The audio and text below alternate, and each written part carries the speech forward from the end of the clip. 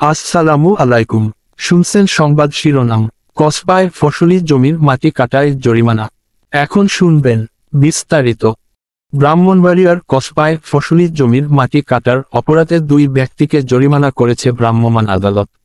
রবিবার দুপুরে উপজেলার গোপীনাথপুর ইউনিয়নের আলমপুর ও রাজনগর এলাকায় এই অভিযান পরিচালনা করা হয়। অভিযানে নেতৃত্ব দেন কসবা উপজেলা নির্বাহীর ম্যাজিস্ট্রেট ও সরকারি কমিশনার ভূমি মোহাম্মদ গোলাম সরোয়ার। ভ্রাম্যমাণ আদালত সূত্রে জানা গেছে, উপজেলার গোপীনাথপুর ইউনিয়নের আলমপুর ও রাজনগর এলাকায় ফসলি জমি থেকে মাটি কেটে করা হচ্ছে। খবর পেয়ে দুপুরে ভ্রাম্যমাণ আদালত পরিচালনা করে তৌহিদ আলম ও রিশাদ আলম চৌধুরীকে আটক করেন। এ সময় ওই 2 ব্যক্তির বিরুদ্ধে বালু মহাল ও মাটি ব্যবস্থাপনা আইনের অধীনে পৃথক 2টি মামলা দায়ের করা হয়। আদালত তাদের প্রত্যেককে 50,000 টাকা করে অর্থদণ্ড প্রদান করেন। নির্বাহীর ম্যাজিস্ট্রেট মোহাম্মদ গোলাম সরোয়ার বলেন, ফসলি জমি সংরক্ষণ ও পরিবেশ রক্ষার জন্য প্রশাসন কঠোর অবস্থানে রয়েছে।